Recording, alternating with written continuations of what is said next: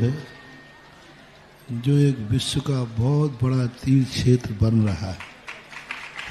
पहला तीर्थ क्षेत्र है जो बनने के पहले ही चालू है। हालांकि पूज्य गुरुदेव के द्वारा पहली बार आचार्य श्री ने कुंडलपुर के अंदर ये बात कही थी कि मैं तो नहीं पहुंच पा रहा हूं, लेकिन मुझे और पाटन जी को बुला के कहा, मेरा आपको आदेश है, ज्ञानोदय का पंथ कल्याणक आपको करना है। आचार्य श्री का आदेश रूप शब्द कहा था, मेरा आदेश है, मेरी आज्ञा है। अशोक पाटनी थे, मैं आहार करके आया था, उस समय कुंडलपुर की बात है। तो मैंने कहा जैसी आपकी आज्ञा हो, भावना तो सबकी है। तो उन्होंने कहा कि देखो मेरी हालत अभी ऐसी है कि मेरा पहुंचना संभव नहीं है। तो मैं उस तरफ आचार्य श्री ने बढ़ाया भी, लेकिन होनहार को कौन रोक सकता है। फिर जो घटित हुआ लौटना पड़ा। चिंता मत करो, आचार्य श्री की आज्ञा है, बहुत जल्दी जल्दी नंबर आने वाला है। हाँ, लाइन में है, लिस्ट में है, और फाइल भी नीचे नहीं है, फाइल भी ऊपर ही है। हाँ, तो बहुत जल्दी वो तो एक अलौकिक कार्यक्रम होगा, सारे विश्व का कार्यक्रम होगा, सारे भारतवर्ष से कार्यक्रम होगा। और जिसकी मुझे आचार्य ने आज्ञा दी हो उसके कार्यक्रम की तो फिर कहना ही क्या, वो तो चार चांद तो लगना ही लगना है। बहुत जल्दी आ रहा है। और उन्होंने जो अस्पताल का जो स्थान तो बहुत पहले बन गया था, अब उसमें नेत्रों के लिए नेत्रों के लिए क्या, मेरा आशीर्वाद है, कमेटी उसको अपने अंडर में रह कर के उसको चालू करे, मेरा आशीर्वाद है। माला जी, नमोस्तु माला जी, नमोस्तु। मैं निवेदन करना चाहूंगा संक्षिप्त शब्दों में, राजस्थान वालों तैयार हो जाओ। जिन शासन का शेर राजस्थान में बहुत जल्दी प्रवेश करने वाला है, और नारेली का जो भव्य महातीर्थ का महापंच कल्याणक बहुत शीघ्र पूज्य गुरुदेव के सत्संग सानिध्य में होने वाला है। और वहां उस नारेली पर जो पंच कल्याणक आयोजित होगा वो अब तक के सभी पंच कल्याणकों का रिकॉर्ड तोड़ेगा। और वहां जितनी भी महान शक्तियां हैं, किस प्रकार से वहां पूज्य गुरुदेव रूप में विराजमान होंगे, कितनी दीक्षाएं वहां पर होंगी, किस रूप में क्या क्या अतिशय वहां पर नारेली पंच कल्याणक में होंगे।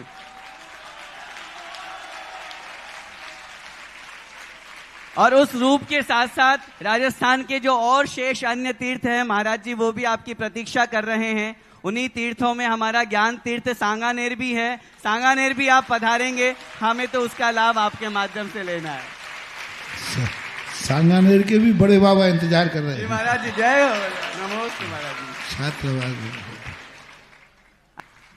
हम सभी के पूज्य आराधक परम पूज्य मुनिपुंगा सुधासागर जी के चरणों में त्रिबार नमोस्तु नमोस्तु नमोस्तु। चुलत्र के चरणों में चामी चामी चामी।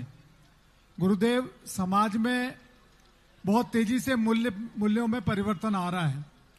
पहले हम बात करते थे कि ये घर कैसा है, और घर में जैसे घर वाले होते थे, फलाने के घर बेटी देनी है तो बिना लड़के को देखे हुए लोग अपनी लड़की दे देते थे।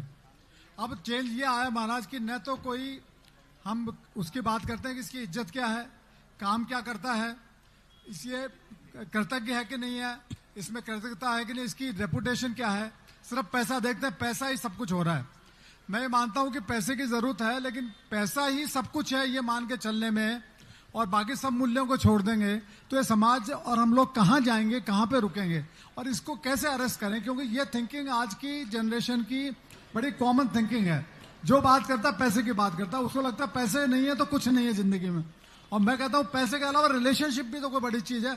अपने माँ बाप को, अपने पेरेंट्स को, अपने रिश्तेदारों को भी पैसे के आगे कुछ नहीं मानना, क्या ये उचित है महाराज जी? नमस्ते नमस्ते। आज क्या है, जो कुछ भी हो रहा है समझाने से जनता नहीं सुधरने वाली। जो पैसे को देख कर के रिलेशन करती है, उसको कुछ दिन के बाद वही रिश्तेदारी उसके लिए घातक बन जाती है, वही कन्या उसके लिए बाधक बन जाती है। वही कुंवर साहब उसकी बेटी के लिए घातक बन जाते हैं और फिर जिंदगी भर रोना पड़ता है। फिर बाद में सोचते अरे मैंने आचार विचार तो देखा ही नहीं, मैंने पैसा देख लिया था। तो ठोकर खाने के बाद चेतते हैं। और पहले लोग कहते थे कि नहीं, ठोकर खाने के पहले चेतो। ऐसे अपने आप विचार करो, भली कम पैसा है लेकिन शांति है। तो कम पैसे में यदि शांति है तो उससे बड़ा सुख क्या होगा। और जहाँ जहाँ पैसा होता है वहाँ दुर्गुण ज़्यादा होते हैं। पूरा तो नहीं कहूँगा लेकिन बहुतायत जो पैसे वालों को देखता है उनके अंदर दुर्गुण बहुत होते हैं।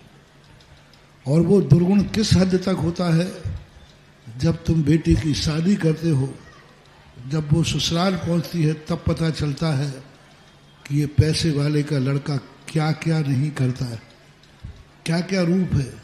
पर उसके बाद पछतावे में क्या होता है। तो अच्छा है कि अपन पहले आचार और विचारों पर ध्यान दें। पैसा तो किस्मत में होगा, तो तुम्हारी बेटी के पहुंचते ही गरीब ससुराल भी अमीर बन जाएगी। यदि तुम्हारी बेटी की किस्मत अच्छी है और किस्मत फूटी है तो राजा भी रंक बन जाता है। मैना सुंदरी और सुर सुंदरी दोनों बहनों की कहानी शास्त्रों में एक आदर्श है। देखो ये दोनों खड़ी है ना, ये महाशक्तियां हैं तुम्हारे संस्थान की। एक अध्यक्ष है और एक कार्य अध्यक्ष है। नमोस्तु।